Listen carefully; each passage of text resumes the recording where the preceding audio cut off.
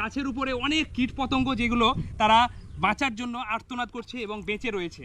দেখতে পাচ্ছেন এই যে গাছ এবং সেই গাছে দেখতে পাচ্ছেন এই যে এগুলো সব কীটপতঙ্গ, বিভিন্ন ধরনের কীটপতঙ্গ। এই যে জায়গাটিতে রয়েছি সেই জায়গাটি চারিদিক জলময়, প্রচুর জল।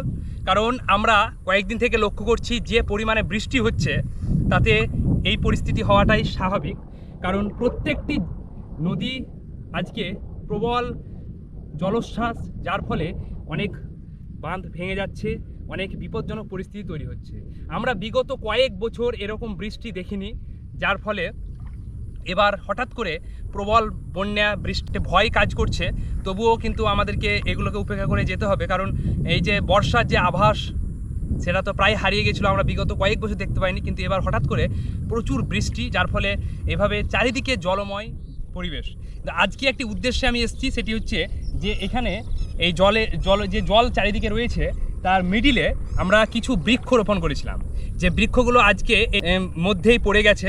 তা আমি আজকে দেখতে যাব, একটু রিস্ক রয়েছে, তবুও আমি এই জলের উপর দিয়ে আমি হেঁটে যাব এবং দেখব যে গাছগুলো ভালো রয়েছে কিনা এবং সঠিকভাবে রয়েছে কিনা, না আমাদের এই জলের স্রোতে বয়ে নিয়ে চলে গেছে, সেটাও আমি দেখার চেষ্টা করব।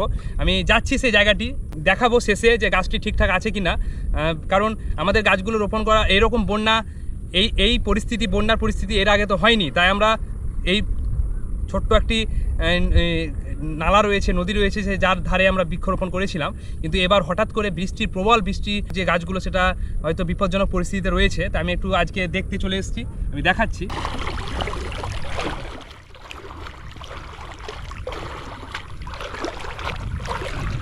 অনেক দূরে রয়েছে এবং প্রচণ্ড রিস্ক রয়েছে, কারণ এখানে জলের স্রোত রয়েছে প্রচুর। তবুও আমি চেষ্টা করছি যাওয়ার এবং গাছগুলো আমি দেখে আসব। যদি কোনো রকম প্রয়োজন হয় গাছগুলোকে পরিচর্যা করার, তাহলে আমি পরিচর্যা করে তারপরে আমি আসবো।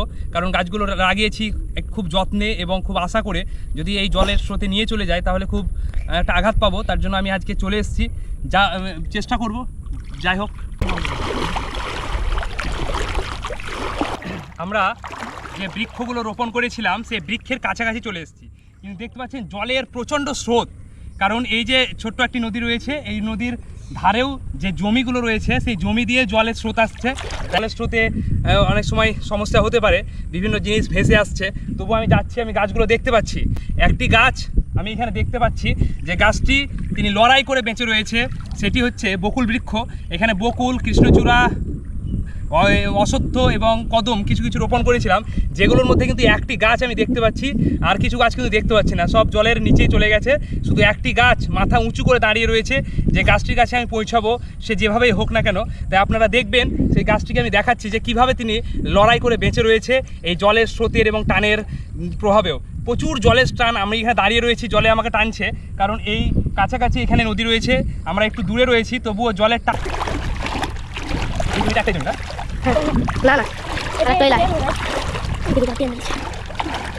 দেখতে পাচ্ছেন যত দূরে যাচ্ছি আমি, গাছের কাছাকাছি আসছি, ততই কিন্তু আমার জলের উচ্চতা বাড়ছে এবং আমাদের টেনশন বাড়ছে। তবুও আমি চেষ্টা করব।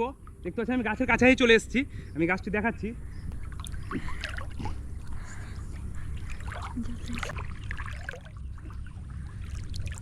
দেখতে পাচ্ছেন এই যে আমাদের বকুল গাছের কাছে আমি চলে এসেছি। তিনি একদম একাই লড়াই করছে, কিন্তু এই বকুল গাছে অনেক জীববৈচিত্র্য বেঁচে রয়েছে। আমি একটা জিনিস সব থেকে আমাকে গুরুত্বপূর্ণ লাগলো, আশ্চর্য লাগলো, যে এই গাছটিতে অনেক জীববৈচিত্র্য, যে জীববৈচিত্র্যগুলো এই গাছের উপরে উঠে সেই সকল জীববৈচিত্র্যগুলো বেঁচে রয়েছে। আমার সত্যি একটি খুব গর্ব লাগছে এবং আনন্দ লাগছে যে এই গাছটি তিনি লড়াই করে বেঁচে রয়েছে, তার সঙ্গে এই গাছের উপরে অনেক কীটপতঙ্গ যেগুলো তারা বাঁচার জন্য আর্তনাদ করছে এবং বেঁচে রয়েছে। দেখতে পাচ্ছেন আমি কাছ থেকে দেখাচ্ছি এই যে গাছ, এবং সেই গাছে দেখতে পাচ্ছেন এই যে এগুলো সব কীটপতঙ্গ, বিভিন্ন ধরনের কীটপতঙ্গ এবং এইগুলো সব দেখতে পাচ্ছেন এই যে প্রত্যেকটি এই গাছের নিচে দেখতে পাচ্ছেন জলের টান, দেখেছেন প্রচণ্ড জলের টান। এই জলের টানেই কিন্তু আমরা মিডিলে রয়েছি এবং সেখানে এই গাছটি কিন্তু মাথা উঁচু করে রয়েছে। এবং এই পাশে দেখতে পাচ্ছেন এই জায়গাগুলোতে প্রচুর বৃক্ষরোপণ করেছিলাম, যে বৃক্ষগুলো কিন্তু জলের নিচে চলে গেছে, আমরা কিন্তু দেখতে পাচ্ছি না মাথাগুলো। শুধু এই গাছটি সাইজে একটু বড় ছিল বলে কিন্তু গাছটি মাথা উঁচু করে দাঁড়িয়ে রয়েছে এবং সংগ্রাম করে বেঁচে রয়েছে। আমি চেষ্টা করব এই গাছটিকে একটু যত্ন করার, যাতে গাছটি এখানে টিকে থাকে এই জল শেষ হয়ে যাওয়ার পরে। এবং এই গাছটি রোপণ করার পরেও যে গাছের এই যে এই প্রাণীগুলোকে বাঁচিয়ে রেখেছে গাছটি কিন্তু নিজে এখনও বেঁচে রয়েছে, খুব কষ্ট করে, খুব সংগ্রাম করে তার সঙ্গে কিন্তু বাঁচিয়ে রেখেছে বহুত কীটপতঙ্গকে। এটি আমাদের কিন্তু একটা শিক্ষা দিয়ে যায় যে একটি গাছ আমাদের কীভাবে জীববৈচিত্র্যকে বাঁচিয়ে রাখে এবং আমাদেরকে বাঁচিয়ে রাখে। দেখতে পাচ্ছেন গাছটি খুব সংগ্রাম করে বেঁচে রয়েছে, গাছটিতে নতুন পাতা গজিয়েছে এবং তার সঙ্গে দেখতে পাচ্ছেন এই যে কীটপতঙ্গগুলো বেঁচে রয়েছে, দেখতে পাচ্ছেন এই যে কীটপতঙ্গগুলো বেঁচে রয়েছে গাছটিতে। এখান থেকে আমরা একটা শিক্ষা পেলাম যে একটি গাছ কীভাবে জীববৈচিত্র্যকে বাঁচিয়ে রাখে এবং এই পরিবেশকে বাঁচিয়ে রাখে, আমাদেরকে বাঁচিয়ে রাখে, সেটি কিন্তু এই গাছ আমাদেরকে শিক্ষা দিয়ে গেল আজকে। কারণ এই গাছটিতে দেখতে পাচ্ছেন প্রচুর কীটপতঙ্গ বেঁচে রয়েছে। যে গাছটি আমি রোপণ করেছিলাম আজ থেকে 1 মাস আগে, যে গাছটিতে নতুন পাতা গজিয়েছে কিন্তু সংগ্রাম করে গাছটি বেঁচে রয়েছে, তাই গাছটিকে আমি চেষ্টা করব একটু ভালোভাবে যত্ন করে এখানে রেখে যাওয়ার, যাতে সংগ্রাম করে তিনি এই পরিবেশে বেঁচে থাকতে পারে এবং বড় হয়ে আগামীতে এই জীববৈচিত্র্যকে বাঁচিয়ে রাখতে পারে। এই দেখতে পাচ্ছেন এই যে জলের নদীর স্রোত মাঝে আমি কিন্তু গাছটিকে যত্ন করতে এসেছি। এখানে আরও একাধিক গাছ ছিল যে গাছের কাছাকাছি আমার যাওয়া সম্ভব নয়, যেহেতু এই নদীর পাশাপাশি গাছগুলো আছে, সেই গাছগুলো কিন্তু আজকে জলের তলায় চলে গেছে। তাই